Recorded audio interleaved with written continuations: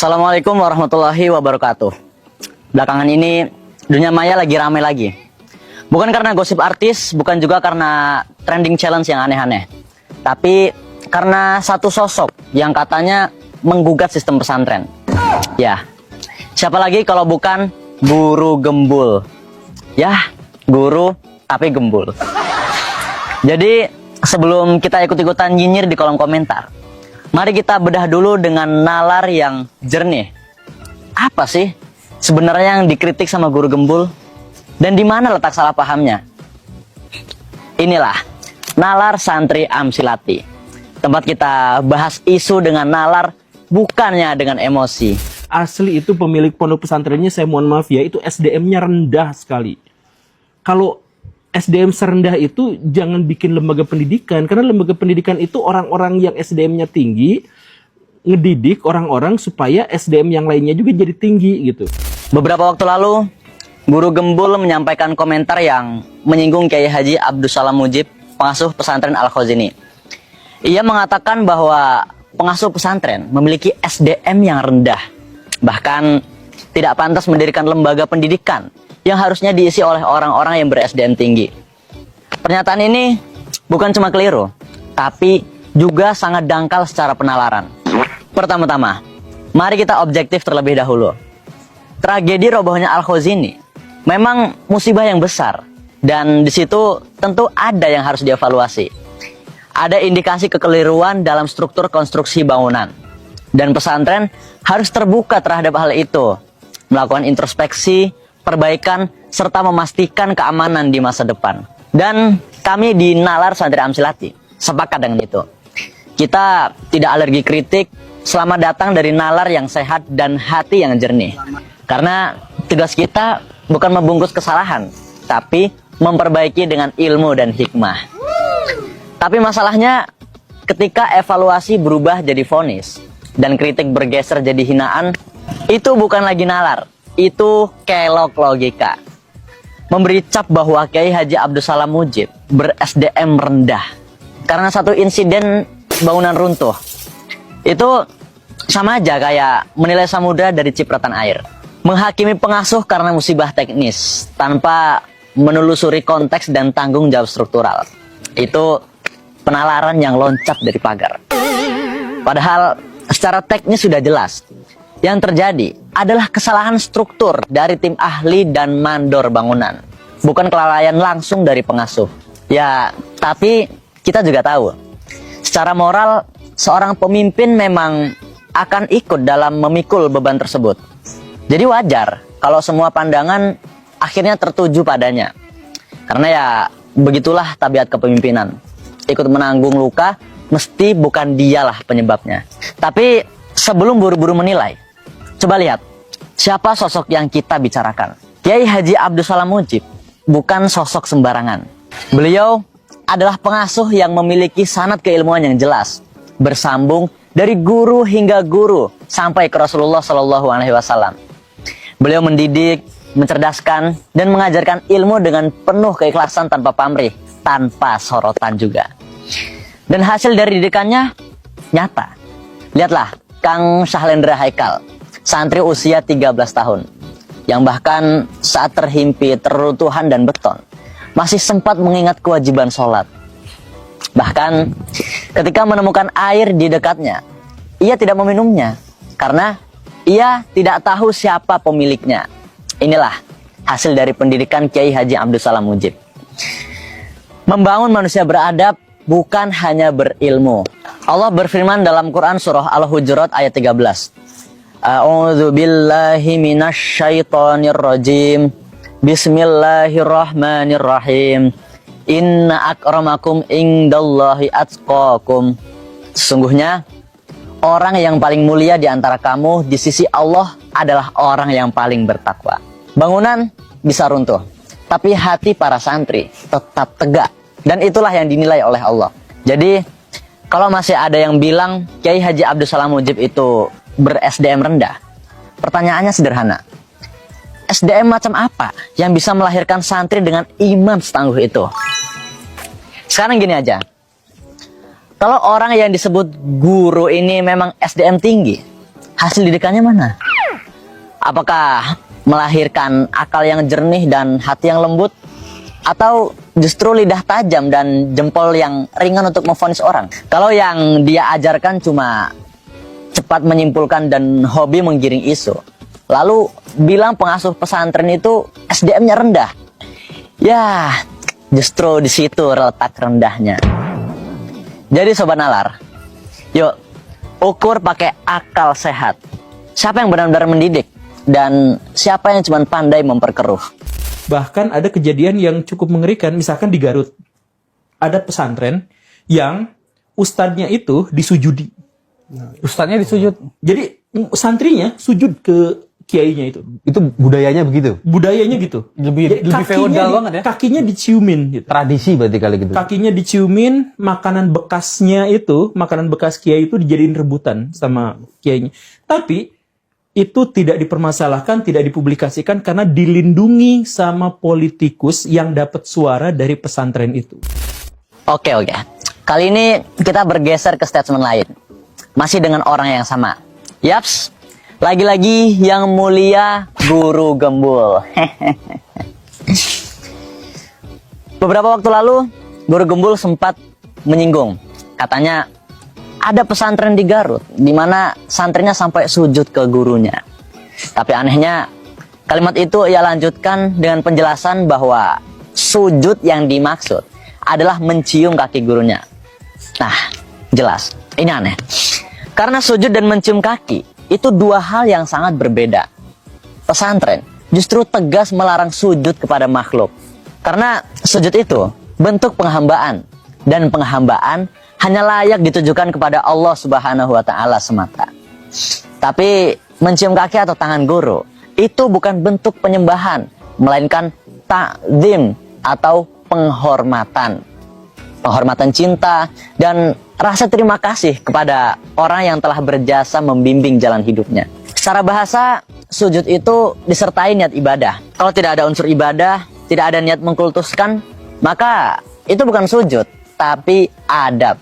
Jadi, membedakan keduanya itu penting, supaya nggak gampang asal vonis tanpa paham konteksnya gimana. Dalam dunia pesantren, mencium tangan bahkan kaki guru itu simbol cinta dan penghormatan. Sama halnya, anak mencium tangan kedua orang tuanya. Bukan karena menganggap kedua orang tuanya itu Tuhan, tapi karena ingin menghargai jasa dan doa yang tidak terbalas dengan kata. Dan untuk yang masih ragu, ulama besar Imam An-Nawawi sudah menjelaskan dalam Al-Majmu' Syarah Al-Muhadzab.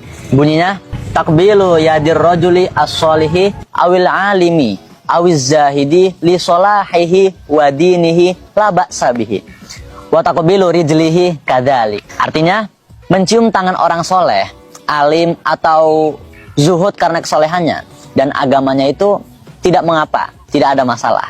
Demikian pula mencium kakinya. Jadi mencium kaki guru itu bukan tindakan syirik, tapi bentuk penghormatan yang diakui dalam tradisi keilmuan Islam. Selama niatnya karena cinta dan penghormatan, bukan karena penghambaan. Tapi lucunya kalau santri mencium kaki gurunya langsung dibilang feodal. Tapi kalau orang rela antri dari subuh cuma buat nungguin artis, beli tiket jutaan, bahkan ada yang cium sepatu idolanya, itu malah disebut ekspresi cinta dan loyalitas. Nah, nalar apa yang kayak gini? Jadi, tolong dibedakan dulu antara ta'zim dan sujud, antara cinta dan penghambaan. Karena di pesantren, sujud pada makhluk itu haram. Tapi menghormati guru, itu adab, itu juga warisan ilmu. Adab inilah yang menjaga marwah ilmu. Karena ilmu tanpa adab itu bising. Sementara adab tanpa ilmu itu hampa. Dan di pesantren, keduanya tumbuh seimbang. Jadi kalau mencium kaki guru aja dianggap salah, mungkin memang sekarang banyak deh yang perlu mondok. Biar paham bedanya, mana bentuk penghormatan dan mana yang benar-benar penghambaan. Beberapa waktu lalu, Guru Gembul juga menyinggung hal lain yang tidak kalah nyeleneh. Katanya, di pesantren ada santri yang berebut makanan sisa kiainya. Ia bilang, makanan sisa kiai sampai dijadikan bahan rebutan. Nada bicaranya heran, seolah itu adalah hal yang paling aneh di dunia. Kalau mau dipahami dengan jernih, itu bukan perkara mistik, bukan juga tahayul. Itu bentuk tabaruk, mencari keberkahan dari orang soleh. Sebuah tradisi yang lahir dari cinta, bukan dari ketakutan. Tabaruk itu bukan menyembah, bukan juga sisa makanan itu punya kekuatan magis, tapi keyakinan bahwa orang soleh adalah sumber keberkahan. Dan sesuatu yang pernah disentuh mereka menjadi wasilah bagi turunnya rahmat Allah. Dan tradisi ini bukan karangan pesantren, justru sudah ada sejak zaman Nabi Muhammad SAW. Diriwayatkan dari Abu Hurairah radhiyallahu anhu, ia berkata, bunyinya, An Abi Hurairah qala utiyan Nabi sallallahu alaihi wasallam bi ta'amin fa akala minhu fatabarrakan nasu bi fudulihi. Rasulullah Shallallahu Alaihi Wasallam diberi makanan, lalu beliau makan sebagian darinya. Maka orang-orang bertabaruk dengan memakan sisa dari makanan tersebut. Hadis riwayat Abu Ya'la dalam Az-Zawaid. Artinya apa? Para sahabat aja berebut sisa makanan Nabi Muhammad Shallallahu Alaihi Wasallam. Karena yang mereka tahu itu bukan soal benda, tapi soal keberkahan yang melekat pada sosok yang dicintai Allah. Lucunya, kalau santri berebut sisa makanan kiai, itu katanya fanatik dan gak ilmiah. Tapi kalau orang di luar sana rela antri beli barang bekas artis, bahkan sampai pakaian dalamnya, itu dibilang keren, loyal, bahkan fans sejati. Wede. Loh, kok bisa beda ukuran logika? Yang satu mencari barokah dari ulama yang mengajarkan ilmu, yang satu mencari gengsi dari artis yang menghibur dunia. Tapi yang dicaci justru yang berilmu. Padahal di zaman Rasulullah SAW, tabaruk itu nyata. Para sahabat berebut air wudhu Nabi, meminum dari bejana yang sama, bahkan mengoleksi rambut beliau setelah dicukur. Dan Rasul nggak melarang, karena mereka tidak menyembah, tapi mereka mencintai. Jadi kalau santri berebut makanan sisa kiai, itu bukan ritual aneh, tapi cara mereka menunjukkan cinta dan rasa hormat. Cinta yang berangkat dari ilmu, bukan dari fanatisme buta. Karena kalau orang rela beli barang bekas artis demi sensasi, maka biarlah santri berebut sisa makanan gurunya demi sebuah barokah. Yang satu mencari kesenangan sesaat, yang satu mencari keberkahan yang langgeng abadi. Bentar guys, adzan. Kita break sholat maghrib dulu.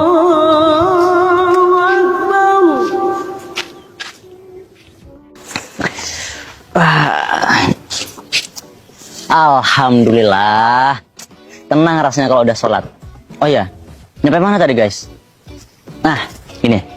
Guru Gembul juga pernah bilang, di pesantren ustadz itu kayak raja, bahkan dianggap dewa. Karena semua perkataannya dianggap sakral dan gak boleh dibantah. Nah, ini menarik nih. Sekaligus ya agak sedikit ngaco. Jadi pesantren itu jumlah umatnya banyak. Nah, umatnya banyak, Pak. Saya minta umatnya nanti ini karena pesantren karena ustadznya itu jadi seperti raja bahkan dewa, apapun yang dia katakan itu dianggap suci, sakral, tidak boleh dibantah, maka nanti coblos ini ya semuanya ngikut itu. Nah, nanti dapat. Terus, oh iya makasih Pak Ustadz, nanti ininya pesantrennya diperbesar. Jadi akhirnya dikasih dana besar. Kalau benar beliau pernah mondok, harusnya paham. Di pesantren itu guru dihormati, bukan disembah.